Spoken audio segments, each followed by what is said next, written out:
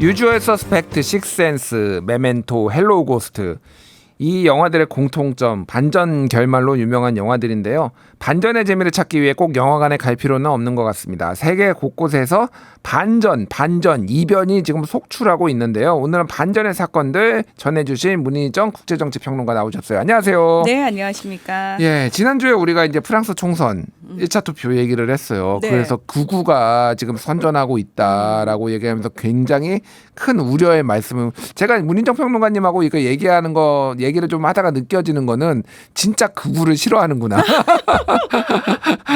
진짜 온 몸, 온 마음에 다 전해지더라고요. 극우가 싫은 게 너무 전해지어서, 아니 뭐 싫어할 수도 있고 좋아할 수도 있는데 그만큼 우려된다. 이렇게 인종차별하고 막 네, 이렇게. 저는 예. 다른 사람들에 대해서, 다른 사회에 대해서 배타적이고 억지로 소외시키고 이간질하고 갈등을 부추기고 혐오하는 걸 너무 당연시하고 이런 게 굉장히 사회를 위험하게 만든다고 생각을 합니다. 맞아요. 개인적으로. 예. 예. 그런데 대반전, 희소식이 지금 프랑스에서 전해졌어요. 지금 네.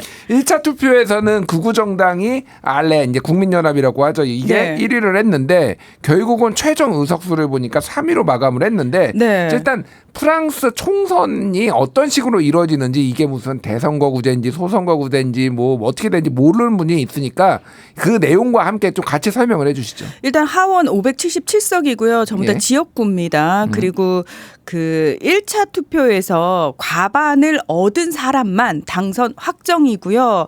과반을 얻은 사람이 없는 지역구의 경우에는 일단 개인적으로 12.5% 이상을 얻은 후보자들이 일주일 후에 있는 2차 투표, 결선 투표에 나갈 수 있는 등록을 할 수가 있습니다. 아니, 잠깐만요. 네.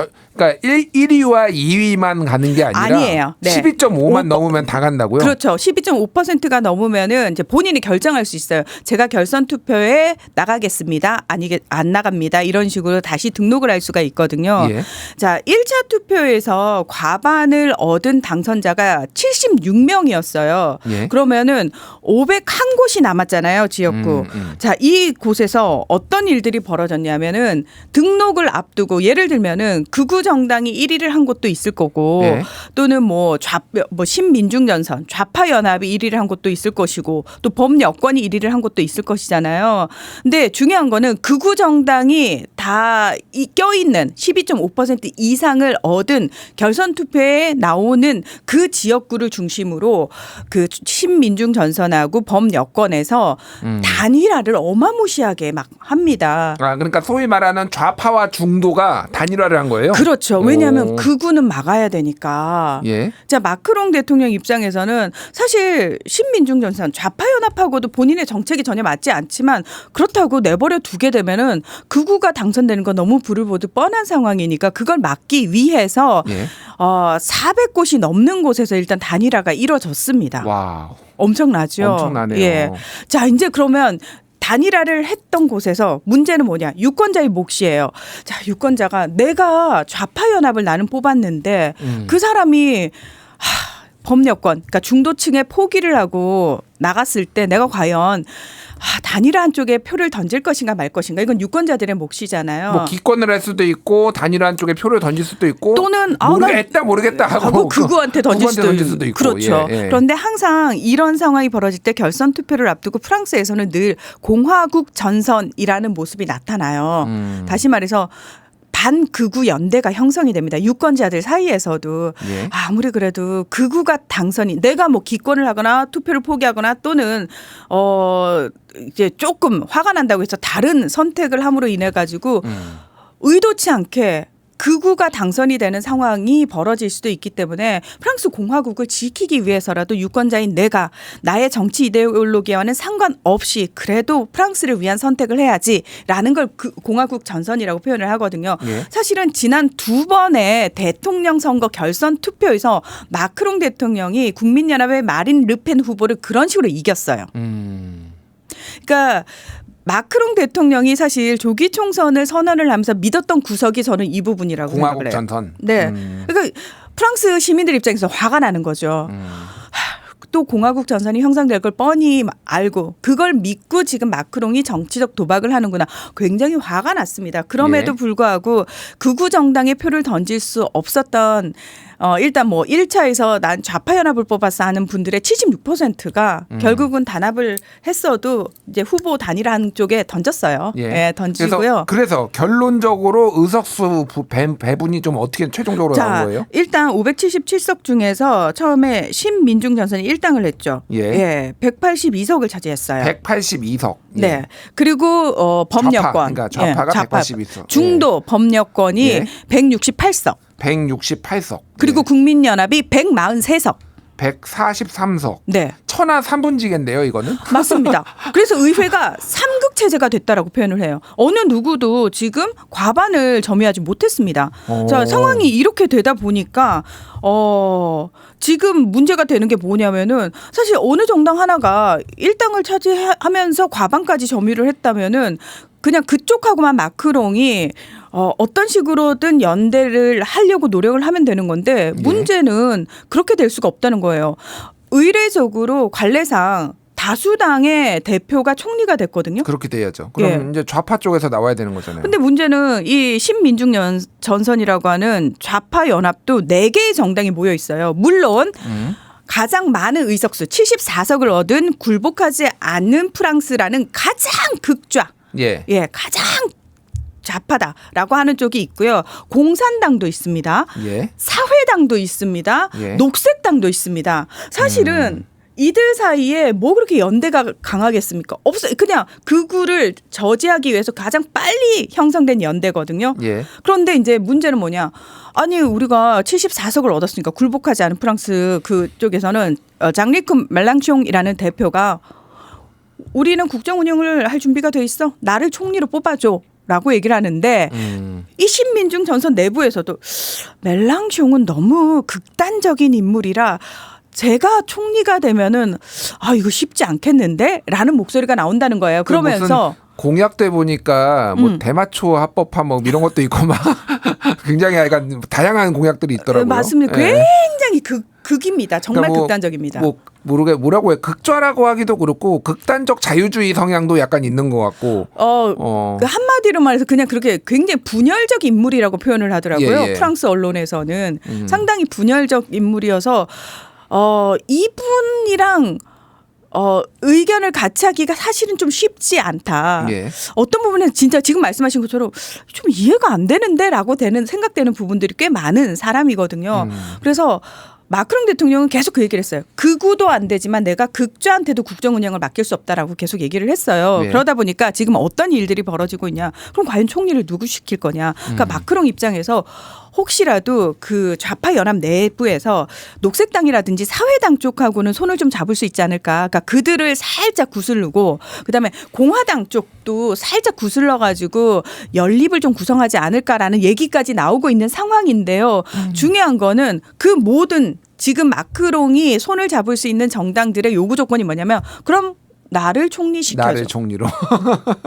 저도 그럴 것 같아요. 솔직히. 그렇죠? 당연한 거 아니에요? 그러니까요. 예. 근데 지금 그러니까 르네상스 지금 집권 여당이 르네상스가 한 개 당하고만 지금 연정을 할 수는 없잖아요. 그렇죠, 지금. 그렇죠. 그러니까 두세 개는 최소한 세네 그렇죠. 개? 계속 합쳐야죠. 예.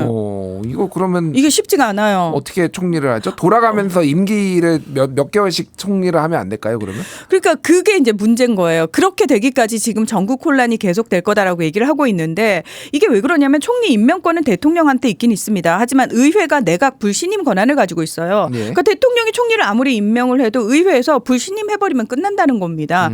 그렇기 때문에 일단 지금 현재 아탈 총리가 바로 이제 즉각적으로 사임을 표명을 하니까 마크롱 총리가 일단 스탑. 지금 아직 신임 총리 안 나타났으니까 그때까지는 너가 좀 맡아달라. 그리고 사실 7월 26일부터 파리 올림픽이 시작이 되거든요. 이렇게 부랴부랴 총선 치러놓고 마크롱은 또 워싱턴 DC에서 열리는 나토 정상회의에 갔어요. 가고 지금 프랑스는 난리가 났는데 그리고 26일부터는 올림픽이 또 시작이 돼야 되는데 이 난리 속에서 아탈 총리만이 현재 지금 총리 자리 지키면서 내가 할 수 있는 거 다 하겠다라고 하고 있는 상황인데요. 그럼 이 상황에서 국민연합이 1차 예선에 1위를 했는데 결선 투표에서는 결국 졌네라고 얘기할지 모르겠지만 아닙니다. 그러니까 전체 국민연합이 받은 표를 보면은 유권자 1,000만 명이 표를 던졌어요. 34.5%예요. 이건 무슨 얘기냐? 사실은 그 후보 단일화도 굉장히 큰 힘을 발휘해서 공화국 전선이 영향력을 끼친 것도 있지만 또 하나가 후보들이 이제 각각의 지역에서 인물 대결을 하잖아요. 예, 예. 자, 국민연합 같은 극우 정당의 조금 맹점이 뭐냐면은 검증되지 않은 사람들이 그러니까 인물난을 겪다 보니까 아무나 다 들어오는 경향이 있어요. 그래서 막상 지역구 이제 주민들이 유권자들이 뽑으려고 딱 가서 보니까 이 사람은 좀 정치인하기에는 문제가 많은데 하는 사람들이 꽤 많았다는 겁니다. 그래서 그런 인물 대결에서도 졌기 때문에 사실은 국민연합이 전체 표에서는 1위를 한 게 맞습니다. 그렇지만 지역구기 때문에 이제 그 부분에서 졌다 이렇게 표현을 하는 거죠. 그래서 여기서 문제가 되는 게 뭐냐면은 예. 자, 유권자들은 저는 늘 느낍니다만 본인이 이제 일단 표를 딱 던져놓고 나면 갑자기 던진 그 다음 날부터 세상이 바뀌어야 된다고 생각해요. 그렇죠. 그렇죠. 예. 인내심이 많지가 않습니다. 범야권도 이제 192석 만들어줬는데 내가 만들었는데 왜 안 달라져? 왜 안 바뀌어져? 왜 안 바뀌고 이러고 난리가 있어? 나잖아요. 그러니까. 예. 이렇게 되면 어떤 문제가 생기냐면 지금 사실 3극 체제가 돼가지고 난리가 난 상황에서 이게 안정화되려면 시간이 엄청나게 걸릴 텐데 유권자들 입장에서는 내가 표를 줬는데 왜 바뀌는 게 없지? 내가 마크롱을 심판했는데 왜 바뀌는 게 없지? 이렇게 되면 뭐가 문제가 되냐? 다음 대선에서 역시 내가 좌파도 뽑아봤고 마크롱도 뽑아봤는데 안 되겠네 이러면서 극우의 마린 르펜이 대선에서 훨씬 유리해지는 상황이 펼쳐질 수 있다라는 그럴 수도 겁니다. 있다라고 말씀해 네. 주셨습니다. 예, 오늘 본 방송은 여기서 좀 맞춰야 되고 오늘 준비한 아이템이 많은데 지금 프랑스 얘기만 하느라고 저희는 나눌 이야기가 좀 더 있어서 뒷이야기 좀 더 나누겠고요. 유튜브로 계속 청취 뒷이야기 궁금하신 분들 해주시면 좋겠습니다. 자, 라디오 본 방송 여기서 마치겠습니다. 문희정 국제정치평론가였습니다. 감사합니다. 네, 고맙습니다. 예, 김준일의 뉴스공감 유튜브 연장 방송하겠습니다. 워낙 지금 정치 이슈를 재밌게 풀어주시다 보니까 지금 아이템이 3개인데 하나도 다 못 끝냈어. 예, 프랑스 얘기에 네, 아니, 듣다 죄송합니다. 보면 저도 빠져들어가지고 지금 어디서 끊어야 될지 모르겠더라고요. 어쨌든 지금 그러니까 네. 전 궁금한 게 네. 뭐 짧게 이제 프랑스 얘기하고 영국으로 넘어갈 텐데. 그러니까 마크론 대통령도 지금 총리를 바꾸려고 교체할 수밖에 없는 상황인데 지금 유임이 됐잖아요. 네. 이분이 장기간 계속 할 가능성은 없는 건가요, 지금? 신임 총리 나올 때까지는 할 수밖에 없을 거예요. 그러니까 아탈 총리가. 우리나라도 아까 한덕수 총리를 교체한다라는 얘기가 지금 1년이 훨씬 넘었는데 지금 계속 가고 있거든요. 이 투표 인준 투표를 받아야 돼 가지고. 많은 분들이 예. 우리나라 총리가 누구지? 예, 아직도 한덕수 총리입니다. 예. 그러니까요. 이분도 난 그렇게 될 수도 있지 않을까 그 생각이 근데 약간 들어요. 예. 아탈 총리는 사실 워낙 젊고 잘생기고 인기 많고 34세인가 그렇죠. 예, 맞아요. 그래서 워낙 사실 1월 달에 총리가 됐거든요. 마크롱 대통령이 본인의 떨어진 지지율을 만회해 보려고 굉장히 깜짝 발탁한 스타 총리거든요. 예. 그러니까 그 아탈 총리 입장에서는 본인이 뭔가를 펼쳐보기도 전에 지금 내려가야 되는 상황인데 뭐 다행이면 다행일지 모르겠지만 다음 총리가 오기까지 시간이 워낙 좀 걸릴 것 같아가지고요. 당분간은 아탈 총리라고 저희가 계속 부를 수 있을 것 네, 같습니다. 알겠습니다. 프랑스 얘기 요 정도로 정리를 할게요. 어쨌든 지금 끝났지만은 선거가 끝났지만은 끝나지 않고 대반전이 일어났다. 다음으로는 바다 건너서 영국. 네. 여기도 뭐 반전이라고 하기는 그래요. 약간 예상은 되기는 했는데 어쨌든 역사적인 보수당의 참패. 네. 가 됐어요. 지금 노동당이 14년 만에 지금 정권을 가져왔습니다. 네. 14년 만에. 아니 근데 난 궁금한 게 네. 유럽에 지금 구구파가 돌풍을 일으킨다면서요. 네. 근데 다 좌파들이 이기면 어떻게 하는 거야? 지금 선거는 다 좌파만 이기고 있잖아. 이거 어떻게 된 겁니까 도대체? 네. 아니 영국 같은 경우에는 극우 정당의 세가 아직까지는 크지 않아요. 영국은 예, 세지 영국은 않고. 예. 세지 않습니다. 영국은 원래 보수주의가 태동한 곳이잖아요. 그렇죠. 그래서 이제 보수당세가 좀 강하기도 하고 영국은 많은 분들이 잊고 계시는데 잘 인지를 못하시는데 계급 사회입니다. 아직도 예, 귀족들이 있는 사회잖아요. 그래서 예. 상원이 있지 않습니까? 자, 이번에 650석 하원 650석 중에서 노동당이 412석 그리고 보수당이 121석. 이거는 거의 우리나라 약간 야당이 192석, 여당이 108석 이런 느낌인데요. 지금 네. 거의? 근데 저는 이게 그냥 좀 정권 교체 될 거다. 그러니까 보수당만 몰랐나? 라는 생각이 들 정도로 영국인들이 진짜 참을 만큼 참았고 예. 이번에 폭발한 거다. 사실은 14년간 분노가 누적돼 있다가 제대로 폭발을 한 결과라고 보시면 될 것 같고요. 첫 번째가 이제 유권자들의 정권 심판이었어요. 보수당 정권에 대한 심판이었고 또 하나가 뭐냐면은 노동당이 이제 좌파라고 말씀을 하셨는데 예. 이 좌파의 색깔이 살짝 연해졌습니다. 뭐냐면은 제레미 코빈 전 노동당 대표가 있을 때까지만 해도 노동당 하면 뭔가 약간 좀 중도층한테 어필하기에는 살짝 좀 어렵지 않을까라는 평가를 받았었는데요. 2019년에 그 노동당 당수가 바뀌어요. 예. 이번에 이제 총리가 키어 스타머 이 총리로 바뀌는 대표로 바뀌는데 이 사람 인권 변호사 출신이거든요. 예. 근데 이분은 굉장히 실용주의적인 이제 전략과 조금 온건한 개혁주의자라고 표현을 합니다. 그래서 예. 그러니까 뭐 카리스마가 있다거나 굉장히 인지도가 높아서 대중적 인지도가 있다거나 이런 느낌은 없는데 굉장히 꼼꼼하고 진지하면서 일을 잘하는 스타일이라고 해요. 예. 근데 이 사람이 노동당 당수가 돼서 노동당의 색깔을 많이 바꿔놨다는 거예요. 그래서 좀 더 약간 계급 정당 느낌에서 조금 더 좀 약간 탈피한 그래서 네. 살짝 노동당이 정권 잡으면 우리나라 망하는 거 아니야라고 걱정하는 골수 보수당 유권자들 지지자들마저도 노동당이 약간 변해서 괜찮겠는데? 라는 생각이 들 만큼의 안정감을 줬다는 겁니다. 예. 그래서 그런 것들이 영향을 미쳐서 노동당이 이제 정권을 잡을 수 있었다라고 얘기를 하고 있는데요. 저는 사실 이번에 이 선거를 바라보면서 2015년 당시 데이비드 캐머런 총리가 예. 던진 브렉시트 불장난이 결국 이런 식으로 보수당의 족쇄가 됐다라고 평가를 하고 싶어요. 아, 그게 부메랑이 됐다. 거의 9년, 10년 가까이 됐네요. 그렇습니다. 예. 근데 영국이 지금 이제 내각 막 구성이 됐잖아요. 예. 아마 이제 오늘 기사를 보신 분들 중에서 사립학교 출신이 한 명밖에 없어요. 이런 기사를 보셨을 거예요. 이게 왜 기사거리가 되지라는 생각을 하실 텐데 영국이 되게 웃긴 게 뭐냐면 사립학교가 학교에 다니는 학생들의 비율이 전체 학생의 한 6% 정도밖에 안 되거든요. 예. 그런데 흔히 주요 요직을 차지하고 있는 70%가 다 사립학교 출신들입니다. 그러니까 무슨 얘기인지 사립학교라고 알겠죠? 하면은 초등학교 뭐 엘레멘터리 스쿨부터 다 이것까지 다 얘기하는 건가요? 그 흔히 우리가 이제 네.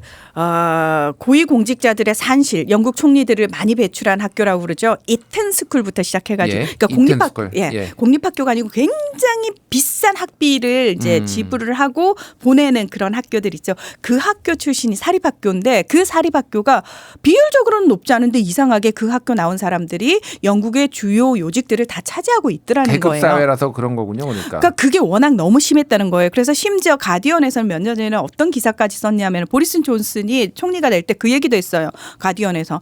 아니 지금 사립학교 학생 비율 자체가 이렇게 크지 않은데 왜 주요 요직들은 70%가 사립학교 출신들이냐. 영국 제1야당인 노동당은 왜 이걸 가만히 내버려 두느냐라고 얘기를 했거든요. 왜 서울대 법대가 다 해먹나 약간 이런 느낌인데요. 맞습니다. 실제로 서울대 법대 출신 몇 %나 됩니까? 예. 자, 그러다 보니까 이번에 구성된 노동당의 내각들이요. 사립학교 출신 딱 한 명이고요. 주요 이제 25명 중에서 11명이 여성입니다. 그리고 영국 최초로 신임 재무장관이 여성이 됐어요. 예. 그리고 대부분이 소위 말해서 흑수저. 그러니까 제대로 노동자들의 마음을 좀 알고 그 삶을 아는 사람들이 내가 장관 자리에 앉았다라고 보시면 되고요. 보수당이 사실은 굉장히 철저한 그 엘리트 체제가 특히 유명한 공고했던 당이 보수당이거든요. 예.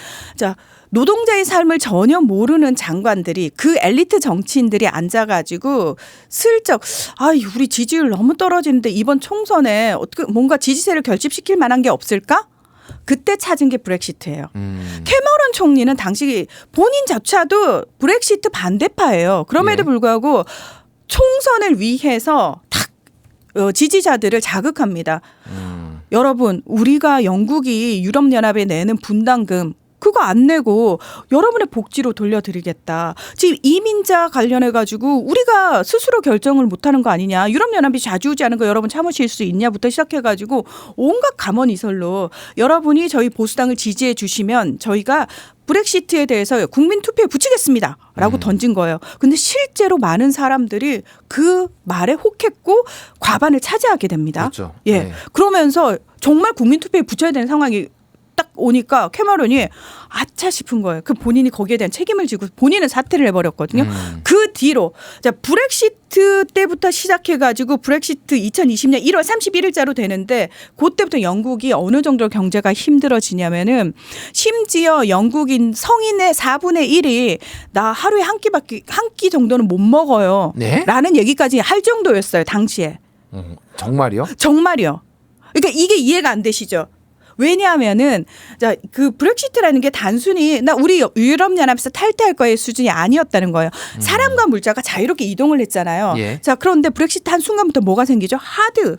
관세 예. 월이 생기죠. 예. 예, 국경이 생겨버리잖아요. 국경이 생겨버리죠. 예. 자 그러면은 유럽 쪽에서 넘어오던 수많은 식료품부터 시작해가지고 이 트럭들이 다 어떻게 되죠? 예전에는 그냥 통과했던 것들이 이제는 다 서류 준비해가지고 저 요 믿을 수 있는 사람이고요. 제가 뭘 싣고 왔거든요. 이러면서 앞에서 계속 검사를 하다 보니까 트럭이 그냥 몇 시간씩 서 있어야 되는 상황이고 이렇게 복잡해지니까 어떻게 되죠? 저는 영국으로 가는 트럭은 운전하지 않을래요. 그리고 영국에 들어와 있던 수많은 유럽인들이 그 나가야 되는 상황이 생겨버리고 그러면 예. 그 자리를 영국인들이 메워야 되는데 사실은 노동력 부족에다가 이런 문제들이 생각보다 심각했고 더 중요한 거는 유럽 연합에 속해 있을 때는 다국적 기업들의 유럽 본부가 영국에 있는 경우가 굉장히 많았잖아요. 많았죠. 예, 금융회사들 특히 굉장히 그렇죠. 금융 본부였죠, 영국이. 런던이, 예, 런던이. 특히 그랬죠. 예. 근데 어떻게 됐죠? 그 본부 유럽 본부들 다 유럽 대륙 쪽으로 넘어가는 상황들이 벌어졌다라는 겁니다. 그러니까 생각지도 못하게 너무 힘든 상황이 펼쳐졌는데 거기에 플러스 코로나19 팬데믹 터졌죠. 그리고 거기에 플러스 우크라이나 전쟁이 터집니다. 그러니까 엎친 데 덮친 격으로 영국 경제가 훨씬 더 힘들어질 수밖에 없는 상황이 생겨버린 거죠. 그러니까 쥐뿔 노동자들의 삶, 서민들의 삶을 모르던 정말 정치 엘리트들이 이번 총선 공약으로 브렉시트 한번 던져볼까라고 했던 불장난이 이제 와서야 그들의 족쇄가 된 거죠. 그렇군요. 그래서 이렇게 역대급 참패 보수정당 1834년 창당 이후 190년 만에 최악이요. 참패. 어쨌든 뭐 노동당이 어떻게 하느냐에 따라서 달렸겠지만 보수당이 당장 재기하기는 좀 쉽지 않습니다. 않아 보이는 그런 네. 상황인 것 같습니다. 자, 시간이 많지 않은데 이란 대선 짧게 얘기를 할게요. 이게 네. 왜냐하면 중동 정세에 상당히 중요한 얘기니까 저번에 이란 대통령 이제 사고 저는 암살 같다라고 얘기를 한 적이 있지만 어쨌든 사고로 갑자기 네, 5월에 라이시 대통령이 헬기 사고로 사망했죠. 맞아. 다른 헬기는 안 떨어지고 왜 그것만 딱 떨어졌죠. 그러니까요. 네. 그래서 어쨌든 이란 대통령 결선 투표가 결과가 있었는데 네. 온건 개혁파 마수드 페제슈키안 후보가 승리를 했는데 이게 네. 또 반전이다라는 얘기가 있어요. 이제 어떤 후보들이 나왔고 이분이 당선된 게 어떤 의미가 있는지 설명해 주시죠. 자, 이란에서는 모든 선거에 출마하기 위해서는 이란 최고 지도자의 직속 있는 헌법수호위원회 12명으로 구성된 사람들 승인을 받아야 됩니다. 자, 이번 대선에서는 사실 6명을 승인해 줬어요. 대통령 후보로 수십 명이 신청을 했는데 딱 6명만 통과시켜줬는데 5명이 강경 보수파였고요. 1명만 온건 개혁파였습니다. 네. 자, 이런 상황에서 이 온건 개혁파로 통과시켜준 이 사람마저도 5선 의원이긴 했지만 대중적 인지도가 거의 없는 사람이었어요. 현직 국회의장부터 시작해서 막 전직 외무장관 뭐 엄청난 사람들과 이 사람을 탁 구색 맞추기로 끼워넣었다라는 얘기가 정말 많았어요. 예. 그래서 뭐 여론조사를 해보면 현직 국회의장인 사람이 가장 1위로 나오고 이 페제슈키아는 그나마 한 3위 정도로 나오곤 했거든요. 그래서 거의 당선되기 힘들 거다, 쉽지 않을 거다. 게다가 최고 지도자가 서방과 대화를 하려는 후보는 찍으면 안 된다라는 식으로, 그러니까 온건 개혁파 이 후보를 약간 찍지 말라라는 식의 어떤 이 멘트를 하기도 했거든요. 당무 개입인가요? 선거 개입 같은데 이거. 그렇습니다. 그러나 뭐 예. 최고 지도자의 말은 거의 신의 말이기 때문에 예. 이란에서는. 자, 근데 1차 투표에서 파란이 일어납니다. 페제시키안 후보, 온건개혁파 후보가 1위를 한 거예요. 그러니까 이거는 뭔가 근데 투표율이 39.9%밖에 안 나왔어요. 그래서 다시 이제 결선 투표를 가야 되는 상황이었는데 예. 과반을 얻지 못했고 결선 투표를 갔는데 이렇게 되면 결국은 보수가 집결하지 않겠느냐라는 예상을 우리가 충분히 하잖아요. 그래서 투표율이 엄청나게 뭐 한 예전에 하산 루하니 온건개혁파 대통령이 당선될 때 투표율이 70%가 다 넘었거든요. 예. 그 정도쯤 되면은 저는 페제시키안 후보가 대통령이 될 수 있을 거라고 생각을 했어요. 그런데 예. 투표율이 40%대면은 이건 쉽지 않을 거다라고 봤는데 투표율이 최종 49.8. 49.8, 50을 못 넘겼네요. 예. 50을 못 넘겼음에도 불구하고 일자 투표율에 비해서 10% 이상 사람들이 유권자들이 밖으로 나왔다는 거예요. 이건 예. 무슨 얘기냐? 페제시키안이 1위를 했네? 이러면은 좀 해볼 만한데? 라고 제가 봤을 때는 온건개혁파를 지지하는 유권자들이 좀 움직인 게 아닌가. 그래서 이분이 당선이 됐습니다. 예. 그런데 많은 사람들이 이제 온건개혁파가 됐으니까 뭔가 이란이 달라질까요? 쉽게 달라질 수 없고 크게 달라지지 않을 겁니다. 이란의 최고 권력 핵심은 결국은 하메네이라고 하는 최고 지도자가 가지고 있고 이분이 모든 걸 결정해요. 예. 근데 제가 온건 개혁파라고 말은 계속하지만 이 사람이 결국은 통과됐다는 것 자체가 강경 보수 입장에서는 이 사람 자체가 별로 크게 위협이 안 되는 사람이기 때문에 통과를 시켜준 거고 이 사람이 대통령이 됐다고 해서 대통령의 어떤 권한이 최고 지도자를 넘어설 정도의 권한을 가진 쪽은 거의 없습니다. 예. 그래서 최고 지도자의 의중이 바뀌지 않는 한 뭐 크게 정책적으로 달라지진 않을 거다. 그러면 미국하고의 관계 개선 이런 거는 좀 바뀔 가능성은 없는 건가요? 저는 페제시키안 후보는 일단 공약을 그렇게 했어요. 이제 서방과의 대화를 해야지 우리가 경제 제재를 좀 풀고 경제적으로 조금 힘든 걸 타개할 수 있기 때문에 나는 대화할 거고 이란 핵 합의도 복원시킬 거고 그리고 지금 무엇보다 히잡과 관련된 단속 완화하겠다라고 얘기를 했거든요. 저는 최고 지도자가 어쨌든 국민들이 한 선택이잖아요. 예. 눈치를 보는 척은 할 거라고 생각합니다. 그래서 즉각적으로 갑자기 달라지진 않겠지만 지금 상황에서 경제가 더 힘들어지거나 또는 최고 지도자가 이 대통령을 찍어 누르는 모습을 보이는 게 별로 최고 지도자 입장에서는 좋지 않기 때문에 슬쩍 풀어주는 척을 저는 하지 않겠느냐. 예. 그래서 신용은 할 것이다. 그래서 특별히 최고 지도자의 권력에 해가 되지 않는 선에서는 살짝 풀어주는 모습들은 나올 것이다. 저는 알겠습니다. 이렇게 생각을 하고 예. 있습니다. 그러니까 뭐 다른 건 모르겠는데 일단 히잡을 쓰지 않았다고 길거리에서 맞아 죽는 일은 좀 없어야 되지 그거는 않을까. 살짝 줄어들겠죠. 예, 그러니까 그런 일은 정말 없어야 되겠다 이런 생각을 합니다. 자, 오늘 문희정 평론가 모시고 국제정치 자세히 알아봤습니다. 시간 내주신 평론가님 감사합니다. 네, 고맙습니다. 예.